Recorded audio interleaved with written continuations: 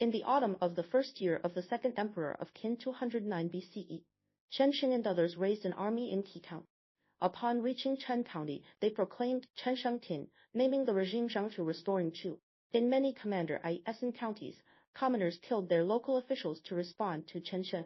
The magistrate of Pei County, filled with fear, intended to raise an army in Pei to join Chen Xiaohe, the chief clerk, and Cao Can, the prison officer, then said, "You are an official of Qin. If you now betray Qin and lead the young men of Pei in rebellion, they will likely refuse to follow.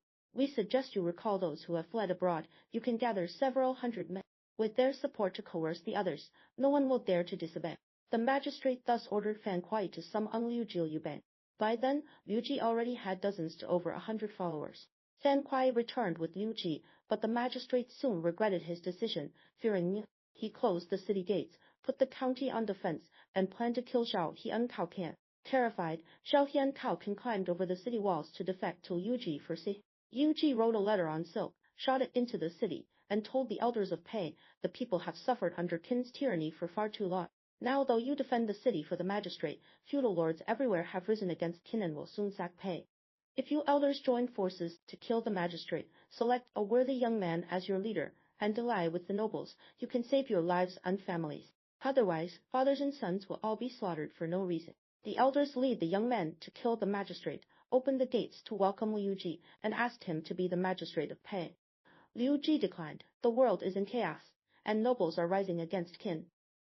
If we choose an incompetent leader, we will be utterly defeated. I do not fear sacrificing my life, but I worry my shallow abilities cannot protect you elders and your families. This is a momentous matter. Please choose someone more suitable." Civil officials cherished their lives, fearing failure would bring Qin's vengeance and the extermination of their clans. They all endorsed Liu Ji. They have long heard of Liu Ji's extraordinary deeds. He is destined for wealth and honor. Moreover, divination shows no one is more auspicious than him. After Liu Ji declined repeatedly, and no one else dared to take on the role, he was proclaimed Lord Pei God. In the courtyard of Pei's government office, they offered sacrifices to the Yellow Emperor and Kai Yu, smearing the blood of sacrificial animals on drums and banners. All banners were red. This choice of color came from the belief that Liu Ji, the son of the Red Emperor, had killed the son of the White Emperor in the form of a snake. Young men of Pei and influential officials like Xiaohe, Cao Can, and Feng County then recruited followers for Liu Ji, gathering 2,000 to 3,000 men. They attacked Huling on Feng Yu, then withdrew to defend Feng Yi. In the second year of the second emperor of Qin 208 BCE, Zhu Zhang, a general of Chensheng, led his army westward to the Shui River before retreating. Xiaopi and Wei all established their own king. The Xiang clan raised an army in Wu. Ping, the imperial censor of Sichuan Commandery, led troops to besiege Feng Yi. 2 days later, Lord Pei allied out and defeated the Qin army. He ordered Yang Kai to defend Feng Yi while he marched to Zhu County. Zhuang, the governor of Sichuan Commandery, was defeated in Zhu and fled to Qi County. Lord Pei's left Sima captured and killed Zhuang. Lord Pei returned to Tangfu, then went to Feng Yi without engaging in battle. King Chen Shansheng sent Zhufu, a native of Wei, to conquer territory. Zhufu sent envoys to Yang Kai. Feng Yi was settled by people from Daily and Chen. Now Wei has pacified dozens of cities. Surrender to the king of Wei, and you will be fed as a marquis to guard Feng Yi. If you refuse, I will sack Feng Yi. Yang Kai had never been willing to follow Lord Pei. When Wei offered amnesty, he immediately rebelled and defended Feng Yi for Wei. Lord Pei attacked Feng Yi but failed to capture it. Falling ill, he returned to Pei. Resentful of Yang Kai and the people of Feng Yi for their betrayal, he heard that Ning Zhan of Dongyang and Kanjia had installed Jingzhu as the acting king of Chu in Liu County. He went to seek refuge with them, hoping to borrow troops to retake Feng Yi. Qin General Zhang Han was pursuing King Chen, while his deputy Simas inlaid troops north to pacify Chu territories, sacking Xiang County and advancing to Deng County. Ning Zhan of Dongyang and Lord Pei marched west, engaging Simas in west of Shao County, but suffering defeat. Rallied his scattered troops and attacked Deng County, capturing it in 3 days. He incorporated the soldiers of Deng, gaining 5,000 to 6,000 men. He then took exile and returned to Feng Yi. Hearing that Xiang Liang was in Zhu County, Lord Pei went to meet him with over 100 cavalry. Xiang Liang sent him 5,000 reinforcements and 10 generals of the rank of WUDA if you.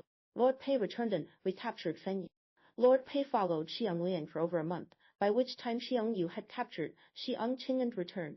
Xiang Liang summoned all generals to Zhu County. Learning that King Chen was indeed dead, they installed Zhang Xin, a descendant of King Hui of Chu, as King Hui of Chu. establishing the capital at Zhu. Xiang Yu styled himself Lord Wuxian.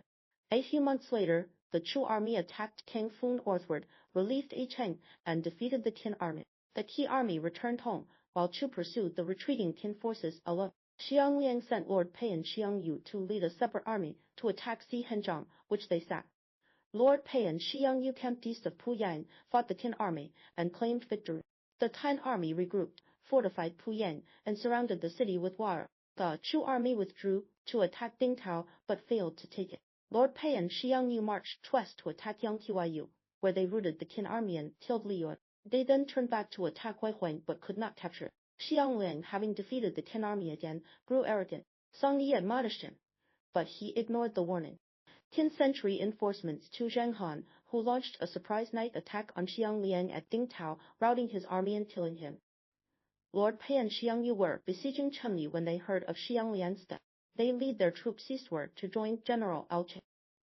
Chen camped east of Pengyang, Xiang Yu west of Pengyang, and Lord Pei in Dan County. After defeating Xiang Liang's army, Zheng Han decided the Chu forces were no longer a threat. He crossed the Yellow River to attack Shao in the north, routing the Shao army. At that time, Shaozi was king of Shao, and Qin General Wang Li besieged him in Julu. This was the army of Hebei, as it was known. In the third year of the second emperor of Qin 207 BCE, King Hui of Chu, frightened by Xiang Liang's defeat, moved the capital from Zhuhai to Pengyang. He merged Chen's and Xiang Yu's armies under his direct command. He appointed Lord Pei as governor of Dunga Mandri and then fed him as Marquis of Wuan, putting him in charge of Deng's troops. Xiang Yu was fed as Marquis of Chenghan style, Duke of Lu.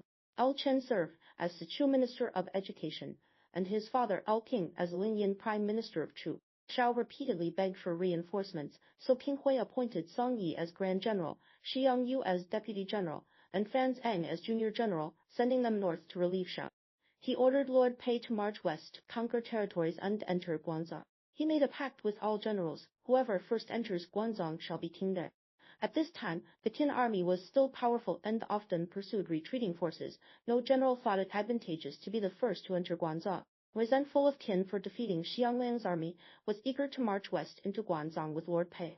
The veteran generals of King Hui objected. Xiang Yu is fierce and cruel. When he attacked Xiang Chen, he spared no one, all were buried alive. Wherever he goes, destruction followed. Moreover, Chu's previous expeditions, led by King Chen and Xiang Liang, both failed. We should instead send a generous and righteous man to march west, explaining our cause to the elders and brothers of Qin. They have suffered under their rulers for too long. A kind leader who refrains from violence will surely win Guanzhong. Xiang Yu is far too brutal, he cannot be sent. Only Lord Pei, who has always been generous, is suitable. In the end, King Hui refused Xiang Yu's request and sent Lord Pei westward to gather the scattered troops of King Chen and Xiang Liang. Lord Pei's army passed through Dam and reached Xihanzhang, where they engaged Qin units at Gangli and defeated them. The Chu army attacked Wang Li's forces and routed them. Marching west, Lord Pei encountered Peng Yu at Chengyi and joined forces with him to attack the Qin army, but they were defeated. Retreating to Li County, he met General Gang Wu and seized his army of nearly 4,000 men, merging the two forces. He then joined forces with Huang Xinawei General and Wu Pu Wei Sichu to attack Changyi, but failed to capture it. Westward, they passed Gaoyan. Li Shiqi, a gatekeeper there, said, "Many generals have passed through here, but Lord Pei is the only generous and noble one." He requested an audience to advise Lord Pei. Lord Pei was sitting on a mat with his legs spread, having his feet washed by two women. Li Shiqi did not bow. Instead, he clasped his hands in a salute and said, "If you truly wish to destroy the tyrannical Qin Dynasty, you should not receive an elder with your legs spread." Lord Pei stood up, straightened his robes, apologized, and invited him to sit in the honor seat. Li Shiqi advised him to attack Chenliu to seize Qin's grain reserves. Lord Pei then fed Li Shiqi as Lord of Guangyi and appointed Li Shang as a general, putting him in charge of Chenliu's troops. Together, they attacked Kaifeng, but failed to take it. Lord Pei marched west to fight Qin General Yang Zhuang at Biamei, then east of Quyu, routing the Qin army. Yang Zhuang fled to Xingyang, where the second emperor of Qin sent envoys to behead him and display his head to the public. Lord Pei attacked Yinyang southward and sacked. With Zheng Yang's help, he finally captured the Huangjuan Pass in Han territories. By this time, Sima Eng, a deputy general of Shao, was about to cross the Yellow River into Guanzhong. Lord Pei attacked Pinyin northward, cutting off the Yellow River ferries. Marching south, he fought east of Luoring but was defeated. He retreated to Yangcheng, gathered the cavalry in his army, and defeated Yi, the governor of Nanyang Commandery, east of Chu County. Conquering Nanyang's territories, Lord Pei chased Yi to Wang County, where Yi retreated and fortified the city. Lord Pei planned to bypass Wan and march west, but Zhang Liang admonished him. Though you wish to enter Guangzhou quickly, the Qin army still has many men holding strategic passes. If you do not capture Wan, its troops will attack you from behind while the elite Qin army blocks your path. This is dangerous. That night, Lord Pei led his army back via a different road, changing their banners. At dawn, they surrounded Wan in 3 layers. The governor of Nanyang was about to commit suicide when his retainer Chen Hu said, "Wait until I return before you die." He climbed over the wall to meet Lord Pei. "I hear you have a pact: whoever first enters Yangyan shall be king of Guangzhou. Yet you now besiege Wan. As the seat of a major commandery, Wan controls dozens of dependent cities with a large population and ample supply. Officials and commoners believe surrender means death, so they defend the city fiercely. Besieging it will cost you countless lives. Abandoning it will let Wan's troops pursue you. You will fail to keep your pact and face a deadly threat from behind. Let me suggest offer amnesty to Wan's defenders, reward the governor, and leave him to guard the city while you lead his troops west. When other uncaptured cities hear this, they will open their gates to you, and your march will be unimpeded." "Excellent," Lord Pei replied. He fed the governor of Nanyang as Marquis of Yin and granted Chen Hu a fief of 1,000 households. Marching west, Lord Pei captured all cities in his path. Reaching Danshui, Qisai Marquis of Gao Wu and Wangling Marquis of Xiang surrendered at Zilin. He turned back to attack Huyan, where he met Mei Xuan, a deputy general of Lord Fin. Together they subdued Xiangli County. Lord Pei sent Ning Chen, a native of Wei, as an envoy to Qin, but Ning Chen never returned. By then Zheng Han had already surrendered to Xiang Yu with his entire army. Earlier, Xiang Yu and Song Yi had marched north to relief. After Xiang Yu killed Song Yi and took his place as Grand General, generals like King Biyu submitted to it. He defeated Wang Li's army, accepted Zheng Han's surrender, and won the allegiance of all nobles. After Xiao Gao killed the second emperor of Qin, he sent envoys to Lord Pei, proposing a partition of Guangzhou to establish separate kingdoms. Suspecting treachery, Lord Pei adopted Zhang Liang's plan. He sent Li Shiqi and Lu Jia to persuade Qin generals, luring them with benefits, then launched a surprise attack and captured Wuguan. He fought the Qin army south of Lantien, deploying decoy troops and extra banners. Ordering his men not to plunder any settlements, he won the favor of Qin's people, causing the Qin army to disintegrate. Seizing the opportunity, he routed the enemy. He fought again north of Lantien, defeating the Qin army once more. Pressing his advantage, Lord Pei finally vanquished the Qin forces.